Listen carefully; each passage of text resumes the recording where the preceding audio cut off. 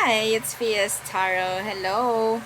Taurus placement. So, let's see.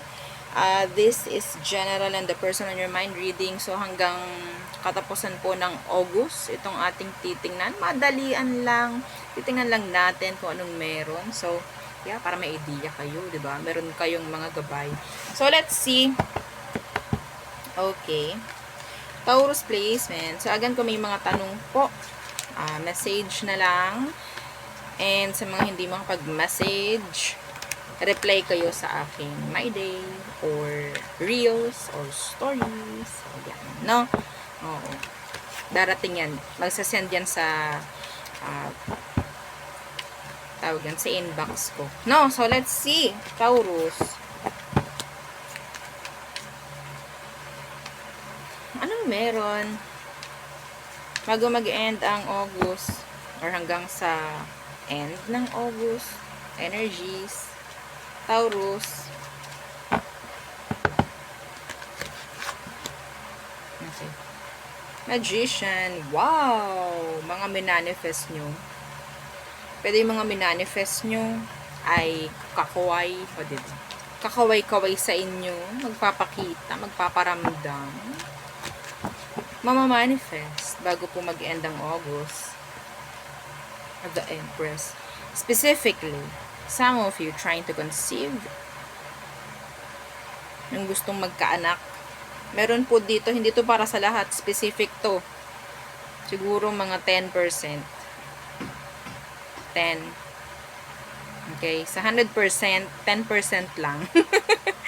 O, yun po ha. Ang pwede magkakaroon ng chance na magkaroon ng anak. Okay? Try nyo na. Try nyo na. Ang galing. So, some of you, regarding health, okay, may mag-i-improve, may gagaling. So, what else? Okay, what else? Taurus placements. Okay, the moon. What's with that moon? I'm hearing a surprise. Two of Pentacles. There could be a Pisces. It's like juggling.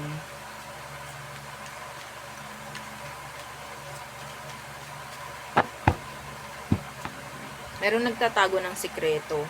Sana rinig nyo ako. May nagtatago ng sikreto dito. May mga nakatagong option. May mga nakatago pong option. Not for all, I guess. SpongeBob, walang nose. Ay! Tigilan natin yan. Tingnan natin nung meron dito. Nine of Swords in reverse. Mabibigyan kang kalinawan.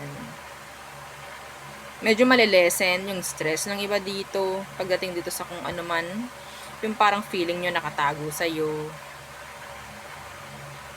So, I think some of you, merong magiging transparent. May mga person na magiging transparent sa inyo. Hindi po yung literal, ha? Sipin nyo.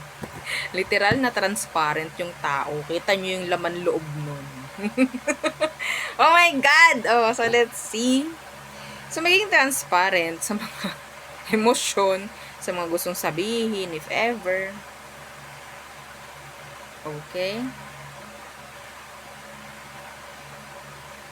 So, mabibigyan kang clarity, I guess. What else? Strength in the reversed. Lovers. Ay, grabe, nadidiliman ako.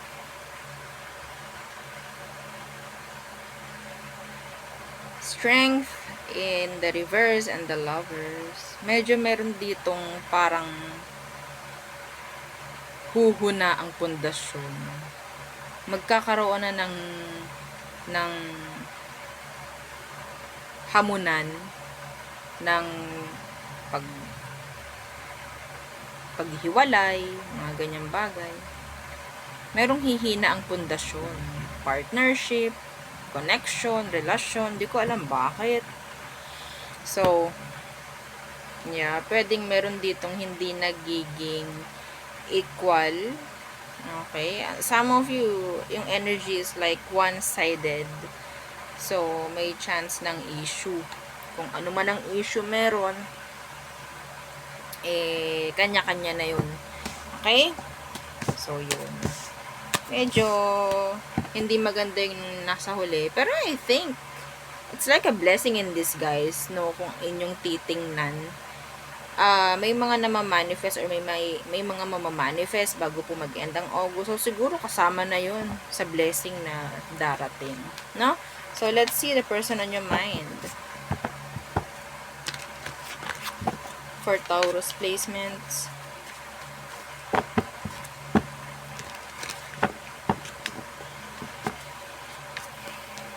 Hang on.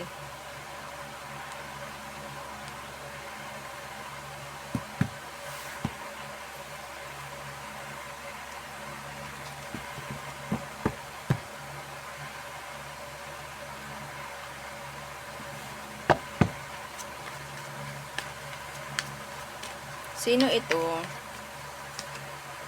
King of Swords. Could be an Aqua. Air sign. Gemini, Libra, Aquarius. Judgment in the reverse. Ooh.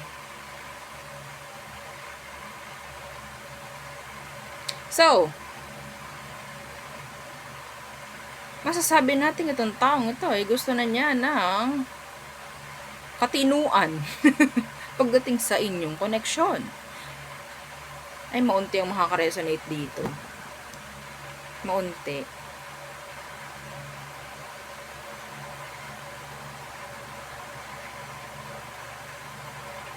Ito yung taong gusto na ng kaayusan pagdating po sa sitwasyon ninyo. Gusto na po may mag-end or may makat na cycle dito po sa inyong connection. Kung ano man, hindi ko alam. So, it's like leveling up. Kasi syempre, aalis na kayo sa cycle aalis na kayo sa routine. Okay? Some of you same gender kayo. Scorpio.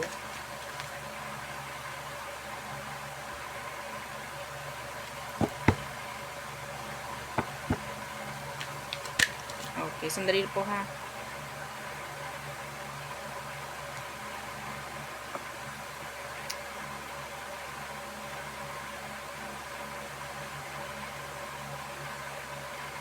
Okay. So,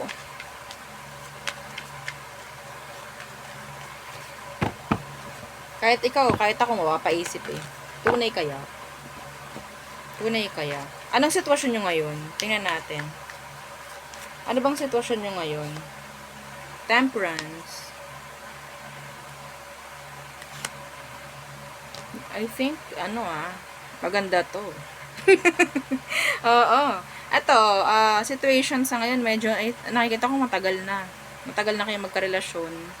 Nag-iisip na itong taong to na, siguro, ikaw ay, mag-settle na kayong dalawa. Hindi ko alam paano mo malalaman yun. Pero, yeah.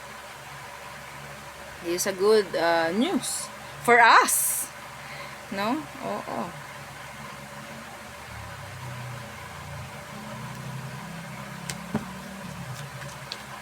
Pwedeng may anak yung iba. Okay? Siyempre, hindi po yung masabi nating madami. Pareho kami ng gender. Pwede kasing may iba dito na gampon. Okay? Palalawakin natin ang ating isipan, ang ating pag-unawa. So, tingnan natin anong meron pagdating sa emosyon ng taong ito.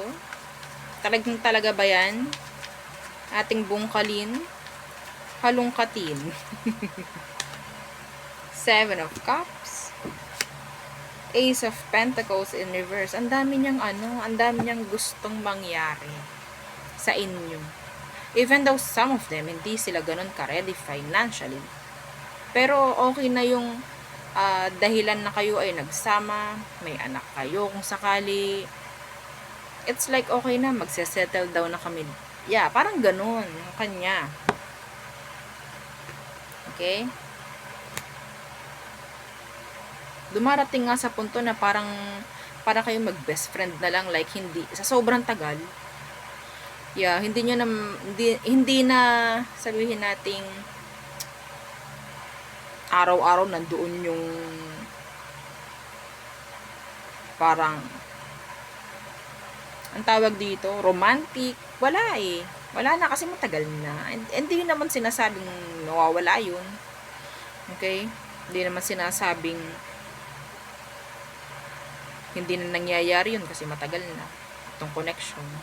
Pero ang nakukuha ko dito, marami pa siyang gustong mangyari. Okay? Siguro kayo ay mga 3 taon na, 4 na taon na. So it's like ready na to settle down.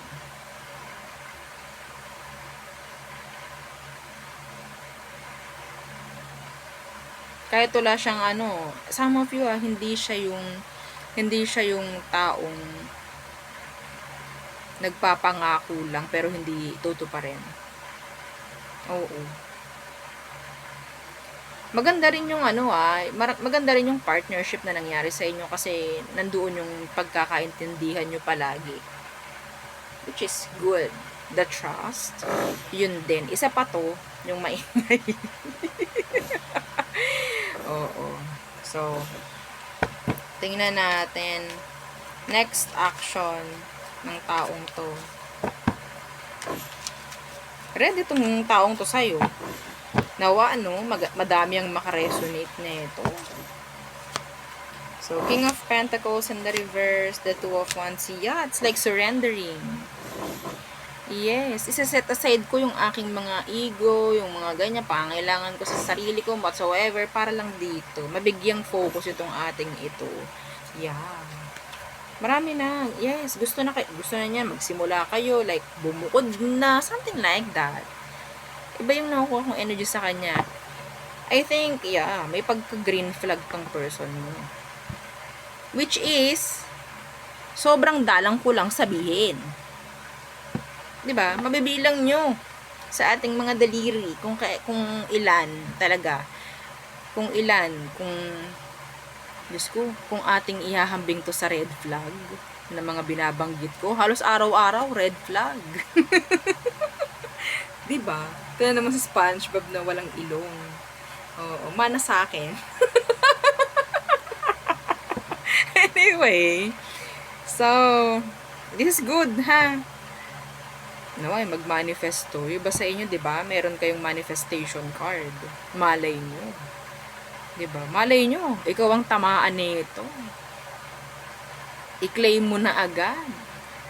Yes. Some of you talagang same gender. Same gender. Tawag doon, nakakaiyak. Kasi maganda. Oo. Anyway, madami kayong pinagdaanan, Diyos ko. Ang dami, nakikita ko. Parang ito ay hinubog ng panahon. Ibang connection nyo, ang ganda. Yeah. Kailan tayo nakakapag-reading ng ganun? Once in a blue moon. Diba? Yes. So, tayo tumumuna sa all signs. Tama na yan. Baka tayo, maluhan na. Ganda. Share nyo naman yung energy na, sino ka man na nabasahan ko. Share mo naman yung energy mo sa iba. Papaano mo ba nagawa yan? Yan. Ikwento mo sa comment. Ha? Para, syempre, mabigyan din ng idea yung iba dyan na kailangan talaga ng mga gabay, hindi lang mula sa akin, kundi sa iba din. Share pag may time. No? So, Aries, moving on. Sabay ganun no? So, Aries, nagmo-move on na siya, Aries. Itong si Aries. Si Taurus, may chance na parang meron ng inaalisan na mga old habits, I think. Okay, may paghabol. I'm hearing paghabol. Gemini, unsure si Gemini. Si Gemini ha, kung sakali pong ito ay lumayo, umalis, unsure siya sa ginagawa niya. Kung merong piniling iba kaysa sa'yo, hindi siya sigurado doon. So, Cancer, they're moving forward. Leo, I think nasa process pa rin si Leo ng healing. So, Virgo, kailangan ka niya. Kailangan ka ni Virgo. Excuse me. So, Libra, there's a lot of secrets. A lot of, sabihin natin, lies, deception, sneakiness. Sensya na sa ingay. So, Scorpio. Si Scorpio po ay nandoon, sabihin nating trying to control everything. Trying to control kung ano man, yung mga dapat kontrolin, mga ganyang bagay. Pero they're like moving forward. So, Sagittarius. Si Sagittarius, minamanifest ka ni Sag. Okay, minamanifest ka niya. So, Capricorn, may chance po ng pagkakaroon ng another chance. Okay? Some of you, meron kayong energy ng tawag dito, sex base. There's energy of on and off. Okay? So, Aquarius, so si Aqua, may chance na magdi-deny siya kung ano man, something like that.